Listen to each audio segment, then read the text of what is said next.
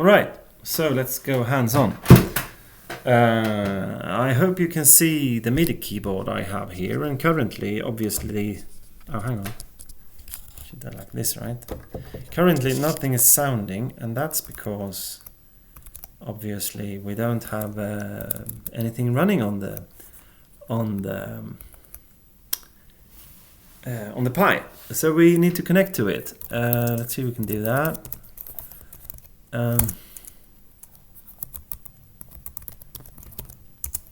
Yeah, and I think we open up another window to see some performance. So there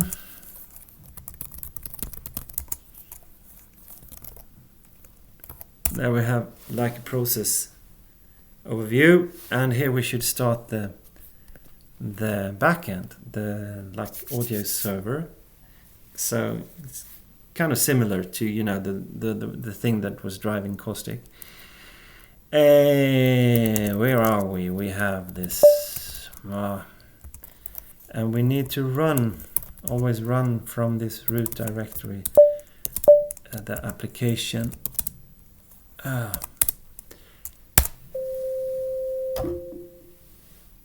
Okay, you see a lot of stuff happening. And now, if I dial these MIDI things here, you can see that I change, and that was a request from some of you, that you should be able to get a feedback when you dial something. In Caustic you don't get any feedback where you are. Here you get the feedback not only of the like from 0 to 127, but you can see that it ramps up logarithmically.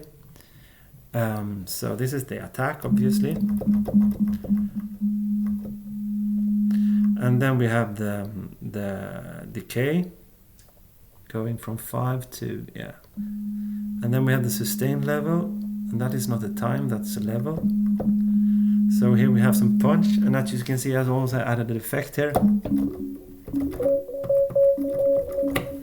And we have the release, so we can bring down the release.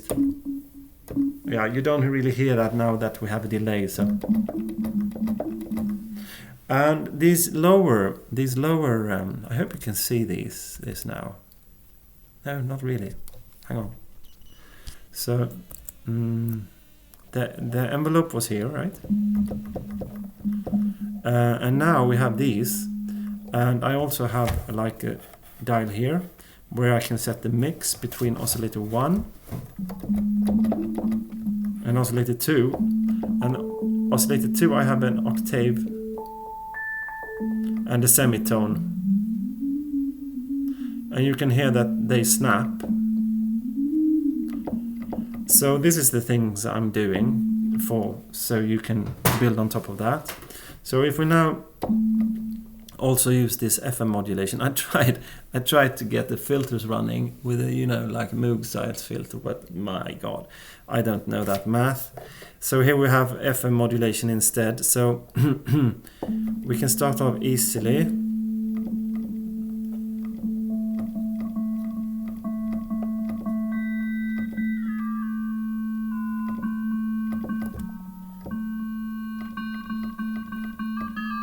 It doesn't sound very good, does it? Why?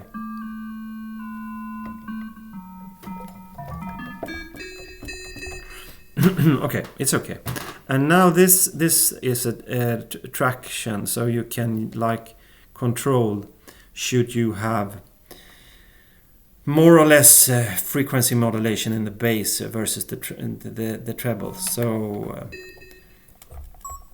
this is a bit aggressive maybe, so now we get only sine there, but we have really much there. So and the other way, then you have only sine there, but really much there. So this way you can control, and I think that's really some of those things was worked backwards in Caustic, I think, where you you want to have that control to either enhance it with more harmonics in the treble, which you could, I think, in Caustic, but you also have the other way where you want to have the harmonics in the bass, but not in the treble. and something like that, and bring in the pure.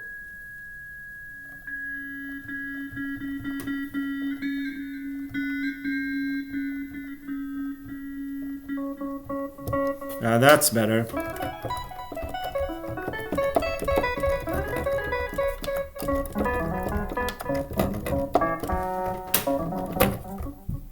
Oh, sorry, it doesn't.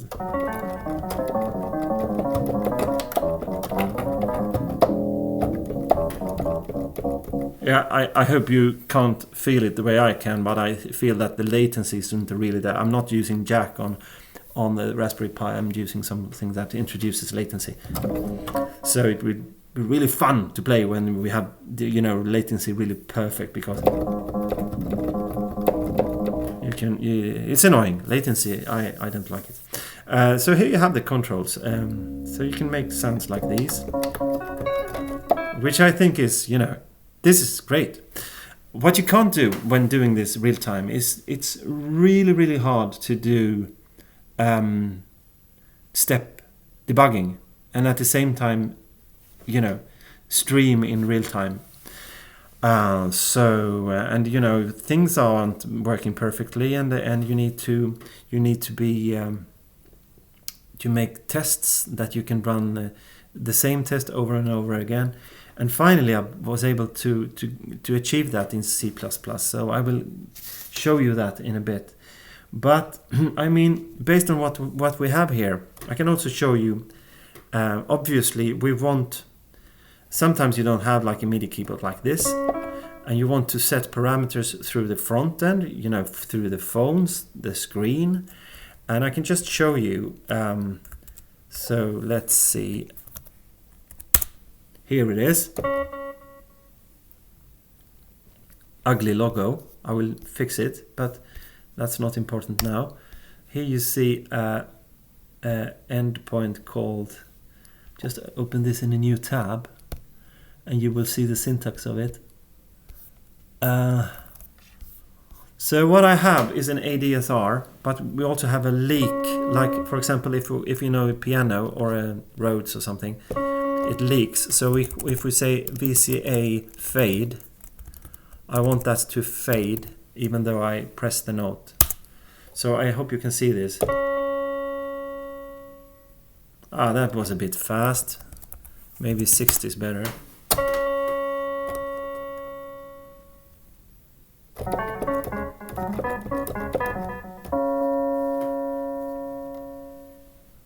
Yeah.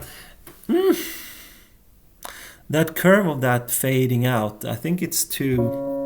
It was the same in caustic. It's too fast in the end. It's not paying an aspect to the logarithmic nature of volume. So that needs to be fixed. Yeah, and we can see the CPU usage here when we play. So we have that and we have that, right?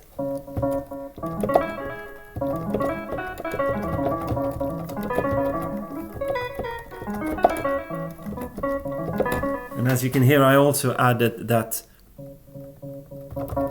the frequency modulation pay respect to the velocity of the notes.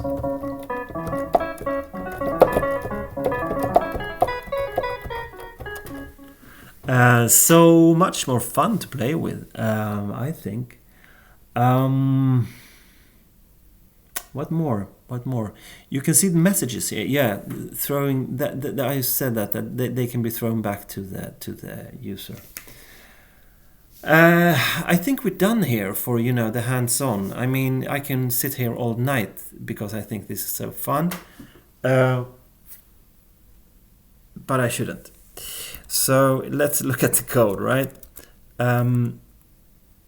So now back to my hello. I think I paused the recording here just to make sure we don't mess up. I want to give you some kind of overview of the project. So I can just turn away, stop the app on the Raspberry Pi, and instead we run this now on this local PC, this development machine that I'm using.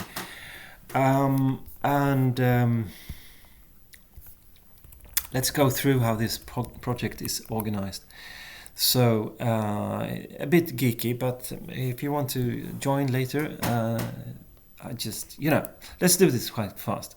So we have the Android folder, and that is for me, currently it's just for me with some notes on how to build the oboe examples. I failed in doing that because there was a discrepancy between the versions of Android Studio that I had and the versions of the oboe code, example code. So if anyone knows Android and wants to play with that, download the examples of the oboe and get that up and running, that would be awesome. I failed. But anyhow, I think this is a good way to have the Android folder and then do symbolic linking to the source. And here will also be like the NDK and blah blah. You get it. Android needs a subfolder.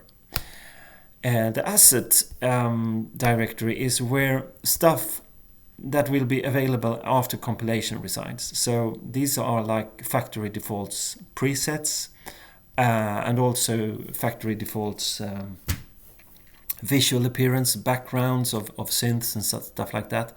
And one of the things that have come up in discussions, will you be able to theme this thing? Yes. I think that's a fun thing. Graphical artists also contributing to making this a more fun app. Assets works in conjunction with the user directory. So these will not reside. This will reside in the application directory. This will reside in like the application data folder or home folder of the user. So if a file exists here, it's chosen over this. So for example, we played earlier with the dummy syn, and here we have the control codes for the mappings of the MIDI parameters to the actual parameter of the synth. And if you want another mapping, you just create that file in the user directory and it will read that instead of this one. So the files in the assets folder are read-only for the user, but they are there after compilation. And the files in the assets folder are read-only. As the files in the user directory are read and write. So it's simple, but I think it will work good enough. And then you have some artifacts. Me trying to simplify code, failing doing that. So ignore that for now. We have two different builds. We have the debug and we have the release build. Let's see how big the release build is, shall we? So we have we can just use this one.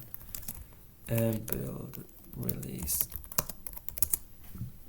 Yeah, I mean it's below 1 meg and it's actually doing quite some stuff already. So naturally you can compress it even more, but it's not like it's a good size. That's a good size. Whereas the debug build is a lot bigger. Yeah. Let's go on here. We have a lab folder where I'll have some scripts that are really just separate. So for example, I have played with some fuzz pedal to just get this feeling on how to do instantaneous audio in, audio out. This app, what is it called, where you mock guitar pedals. This is the same, but have that inside the playhead would be fun. And then what do we have more? We have the scripts. That's mostly for testing and could be worked on a bit. And then we have the source folder. So I just want to go through this while we're here. we have the core components. That is probably not for you to fiddle with unless, you know, fixing bugs and stuff like that, because this is like the architecture that really needs to be solid for everything else to work. So here we have audio components that you can use. You don't have to use them, but you can use them. For example, an envelope. You will see that later in the code how much easier it is to if you use these components. But if they're just for you to use, then you don't have to use them. And then we have errors, and that is because currently I'm actually kind of lazy because I'm using standard routines, C routines, to just output some things to the console for debugging. But you're really not allowed to do that, because if you look at this is the system overview. So you have the hardware here, and you have some drivers. And then above this level, it's platform independent. So, and this orange box here, this orange box is something called deterministic. You're not allowed to have, as I said, allocate memory, use mutexes. By no means you're allowed to do anything with a hard drive or SD card. You're not allowed to use standard C standard out, because then you have no real control of what's happening. So you need queues for all that. So you need to queue your error messages, and the studio runner. The studio runner is the girl or guy, you know, doing all the stuff. So these guys in the studio, or girls in the studio. Oh my god. You get me what I want. I really I saw from the demography in this channel that we are mostly guys. I don't think there's one single girl joining here. I think it would be fantastic if there would be more girls joining here. Anyhow, studio runner with unknown sex is responsible for doing, you know, hot plugging, wave file pre-reading, wave file recording, you know, quite many stuff. And having a studio running doing all this also limits the number of threads that we need, which is a good thing if you run on simpler hardware with not so, where you can't, you know, indulge in threads. So yeah, therefore you have error handling, taking care of that, getting them from the deterministic studio and out to the console in a controlled way.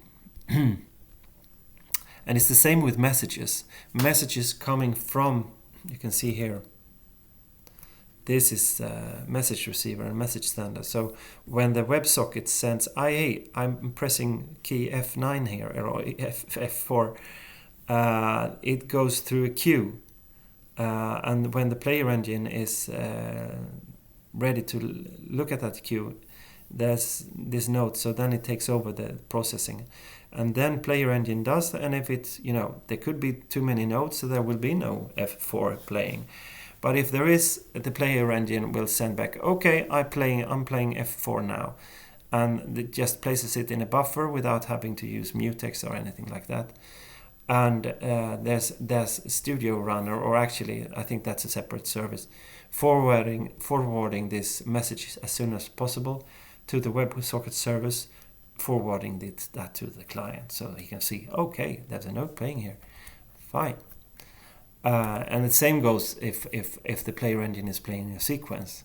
Hey, in this sequence, in this pattern that we're playing F4 now. There's nothing coming in, but the F4 is playing, so that's sent to the message sender and being picked up by the UI, so we see the note. I think, yeah, you have that here. You can see that the WebSockets is up and running. All right, so that's messages, errors and messages. We have something in between. Ext, I don't like that folder. I think it should go. It's me using JSON in a way that it's required, but I could use a library for that instead. Helpers could also go.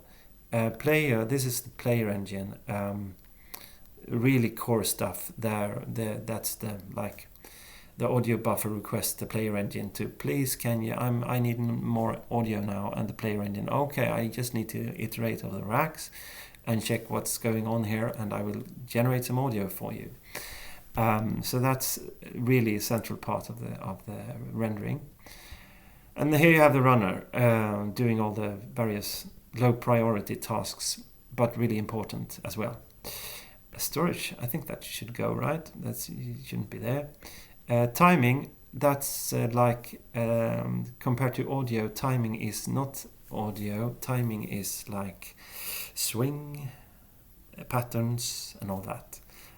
So I have much more. This is where I want to elaborate on really now. I want to bring in the patterns now, once the audio is taking form decently. And then we have the utils. Utils is like stuff that I have written instead of using libraries that are so small that it would just be annoying to use a library and having that dependency. So it's just me signaling that this is like, okay, almost like a third part utility, but it's the source is all here.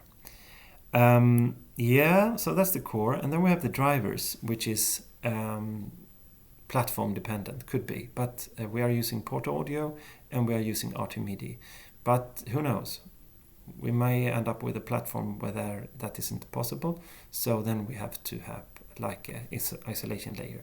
And as I showed you here, we have this first layer here, the audio driver, and then the audio manager is platform independent.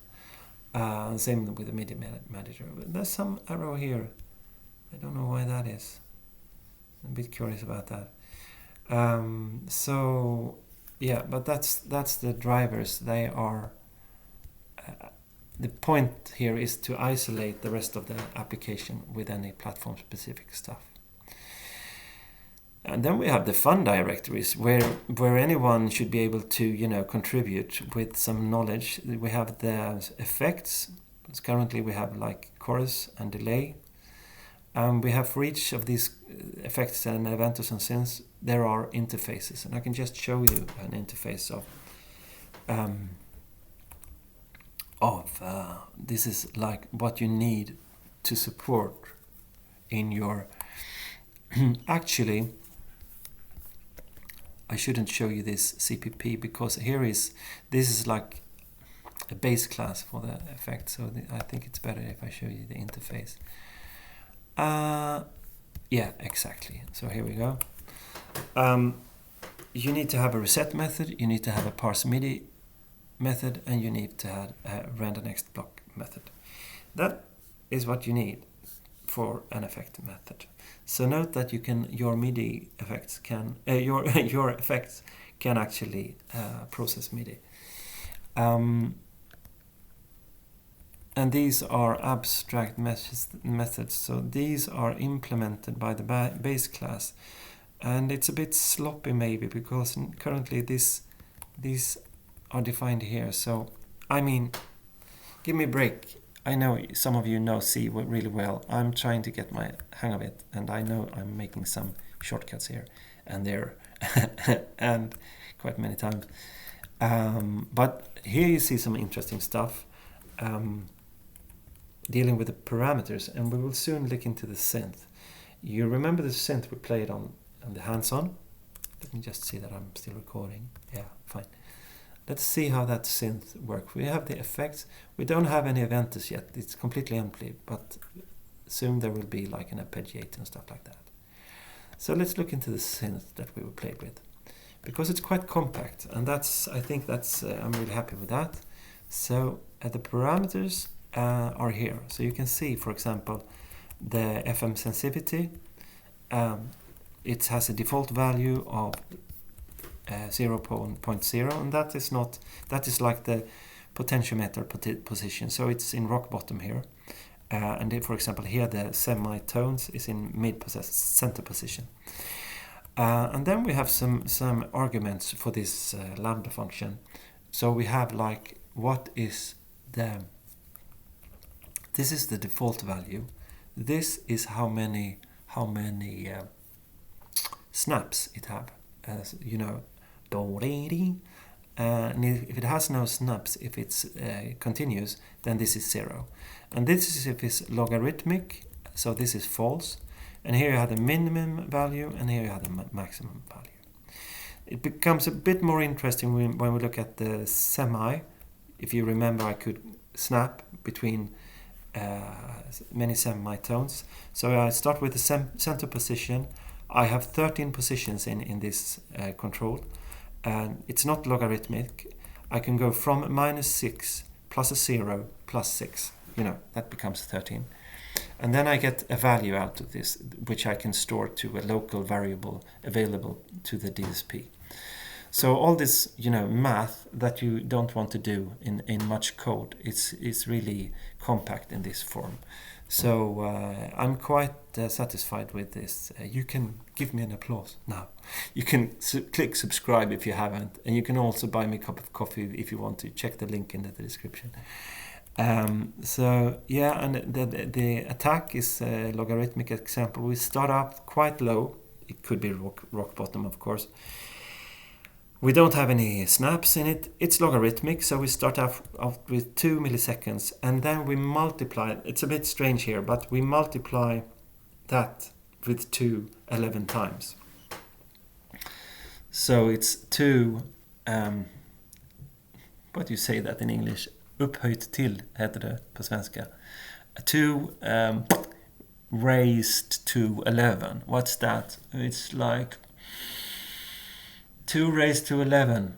Give me a break. What is it? Is it 2048 milliseconds?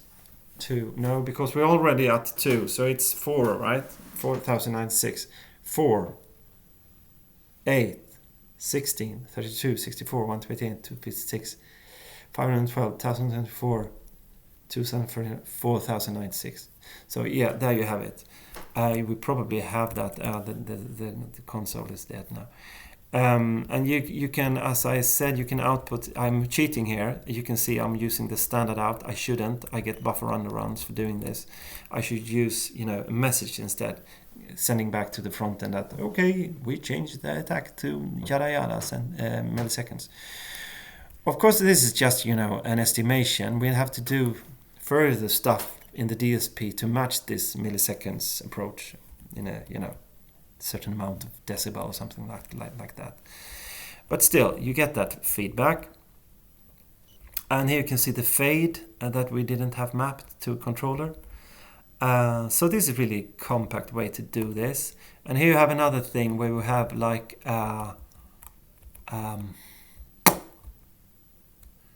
PCF type. What is this? Yeah, this is when I still try to get the head on the filter, my head around on the filter, but I failed with the filter because it never sounded very well.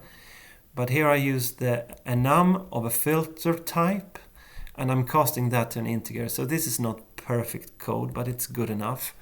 So if I check that audio filter type, as I said earlier, we can go back here and check the audio filter, and that's probably how we have enum or a filter type. And if you know C++, you know that enums are quite kind. They start at 0, and that's it. So we can just based on that, we can use that set filter type and use that same enum later. I think that's it. We don't have to deal. It's the same constantly over and over, and it's just a compact way of assigning parameters on the display of your phone or from the MIDI keyboard to things happening in the DSP processing. Here we have the parse MIDI, and I played with. There were some bugs that I can deal with now that I have step debugging. I wanted the notes to. If you have a note playing and you trigger it once more with less velocity, you can stop it from decaying. It was kind of, a bit of show off. So it didn't work, so it's disabled now. But it's these kind of things that you can do when you have no like constraints in libraries that you are using and stuff like that.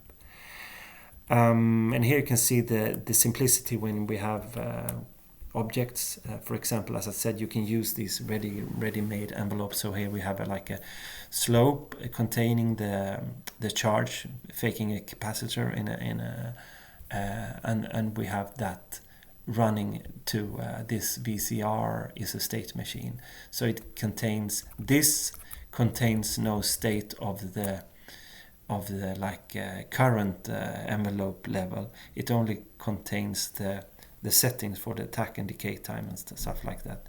This contains the setting for the current. It's fading slowly and stuff like that, and where it's going, the goal for it and everything. We can check that out while we are here. Why not? The envelope, it looks like this. It contains both the struct, which is like the capacitor knowing something of itself, but it's all just, no methods here. So it knows its value, it knows where it's going, and we have some factor based on the time. Maybe it could be simplified, but there you go. And then you have the state machine here, more like that, jumping back and forth between different. So when it reaches when it's done with the attack phase, it should go into the decay phase and should continue into the sustain phase if the note is still being pressed, and then on the sustain phase we should have the fading like the piano, and then when releasing the note we should go into the release state.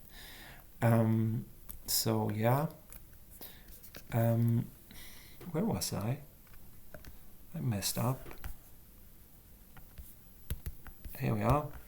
And then we have the render next block, and that is, as I said, this is it. This is what you heard.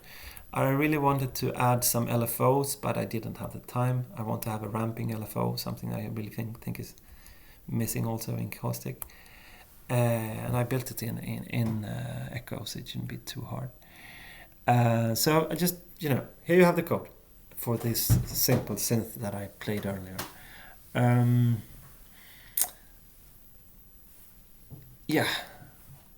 And here you can also see some flaws, because you have to pay respect, as I said before.